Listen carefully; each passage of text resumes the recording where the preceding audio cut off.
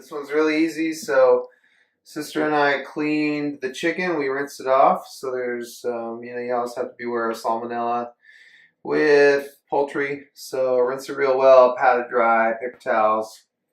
And then now we're just going to drizzle each piece with a little bit of high quality olive oil. And once we get a nice coating, you can rub that in with your hands. If you get under the skin a little bit, that's always never a bad thing. And then you're going to just take some fresh salt and pepper. And we like these grinders because it's convenient, they're disposable, which probably isn't that great for the environment, but I think you might be able to refill them too, or you can just invest in some nice refillable grinders. And buy the salt and the peppercorns in your store. I like a lot of pepper. Hands are a little wet, so I'm using this towel here to get all this good pepper on here.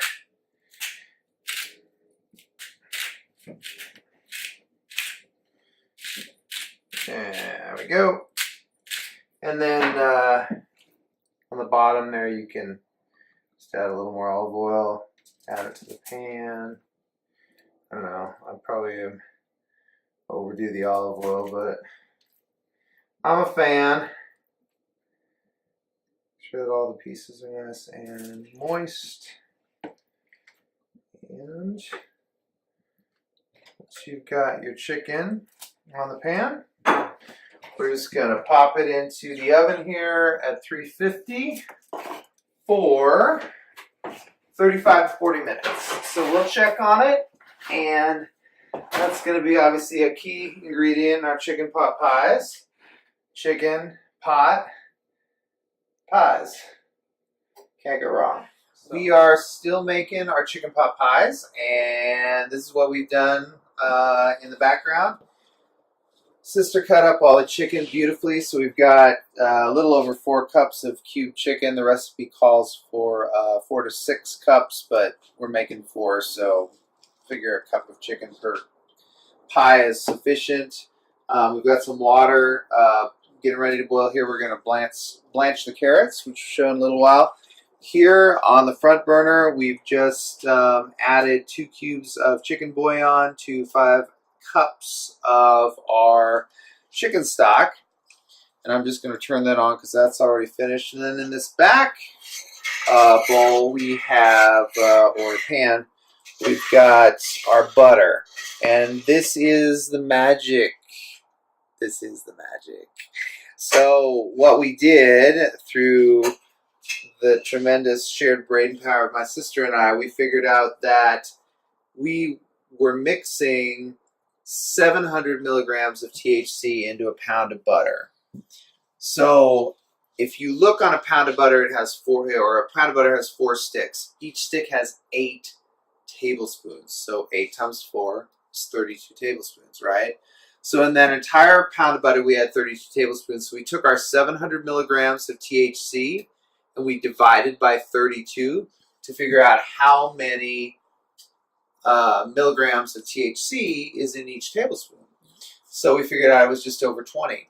So that's great now for future cooking. So we knew we were making 4 of these pot pies. We didn't want them to be super, super strong.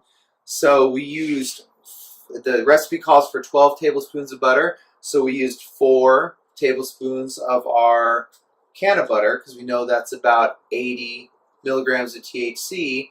And the rest, the other 8 tablespoons, we just used regular butter.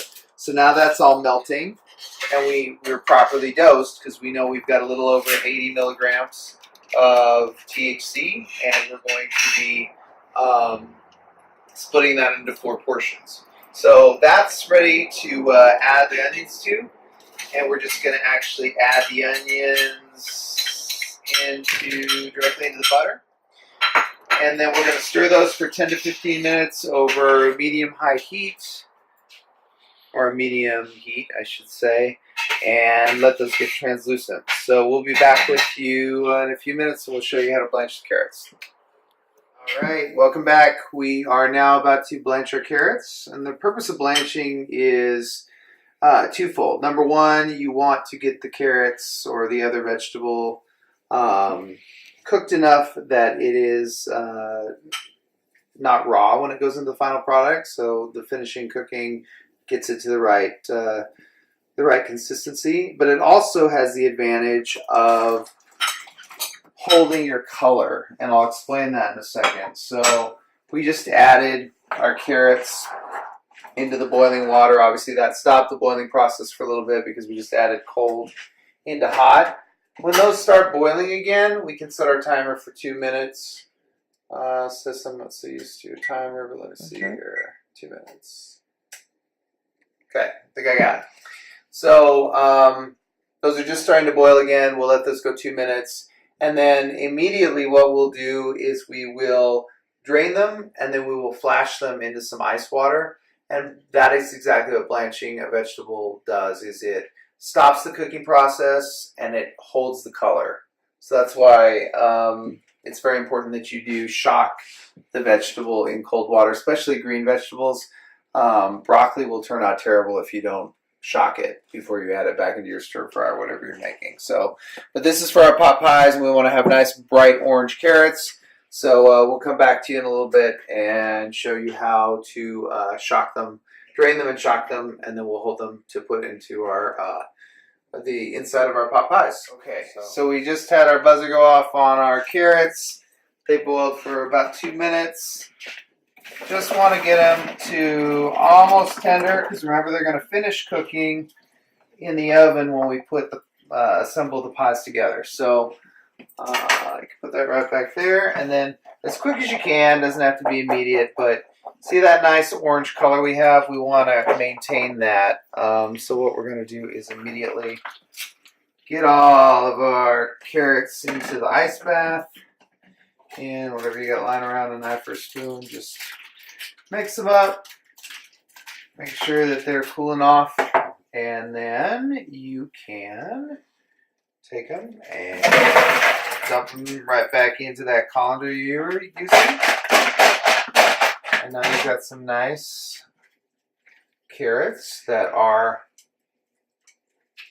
not quite where you want them, but they'll be perfect by the time you pull those pot pies out of the oven. So, importance of blanching. Takes a couple extra steps, but well worth it.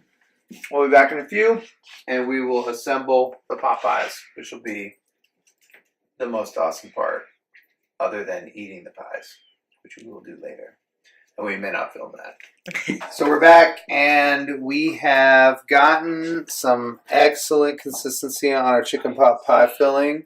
This is kind of what you're looking for. You want it to come up and coat the back of the spoon, whatever spoon you're using. If it is too soupy that it doesn't have that kind of consistency that you're seeing there, you want to let it cook for a little bit longer. But we got it where we wanted it. We made a slight variation on the recipe. We added about a little over a quarter of a teaspoon of cayenne powder, because we wanted to just give it a little bit of heat. That is completely up to you, but now we've mixed in our chicken, our peas, our carrots, and our pearl onions, and now we are going to actually assemble 4 of these. Gotta put parsley in there. Oh, we gotta get the parsley in there. Thank you, sis. Parsley in. And it's always a good idea to put herbs in last minute, because they have the greatest tendency to be affected by heat in a negative way. So get that in there, stir it up, get everything off the heat, and now we can start to divvy these up. And supposedly we've got enough here for just 4, but I think we're going to end up closer to having 6 of these, which is great because we've got a lot of filling. So be back with us in a second, and we'll put the ramekins together, and then we'll add the puff pastry on top, put them in the oven, and then we will be so close to sitting down with some wine or other adult beverage of your choice, or maybe you don't drink, that's fine. And our delicious cannabis-infused chicken pot pies. So everybody, we got our puff pastry out, and we're trying to, nothing fancy here, we're trying to get it rolled out a little bit. So we let it thaw out for about an hour. You don't want to get it too thin, but you want it to overlap the top of your bowl by about half an inch on each side. It doesn't have to be perfect. So I've got about 6 of those. We're going to do 6 ramekins. So what we're going to do now is take 6 of our ramekins over here to the, what is this called, sis? That would be a cookie sheet covered Cookie with sheet. with Ghost, parchment a paper. ghost costume. It is. So we've got 6 ramekins, and all we're going to do now, according to the recipe, is fill each one with a nice, good, hearty couple spoonfuls of our amazing can of butter based pot pie mix. So my sister's trying to teach me to look at the camera more, smile more. You're so handsome. Gotta share it. I try. And I'm also concentrating on my food here because I don't want to make a mess. But we've got 6 pot pies here. I think we, honestly, I think we can get 8. We've got so much stuff, but I guess these should be filled maybe just a little bit more. And the more we get, the better. Except then we've got to be cognizant of the fact that our total amount of activated cannabinoid is going to be reduced by each additional serving we make. So it looks like we could get closer to maybe 8 to 10, and if that happens, you're going to get a serving a little bit closer to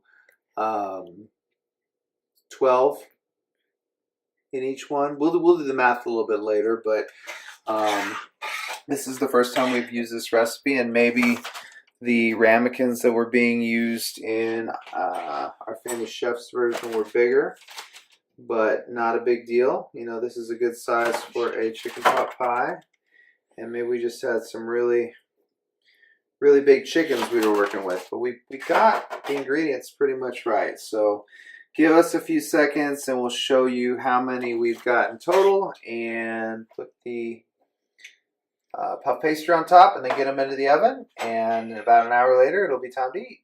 So hold for that next step. Thanks.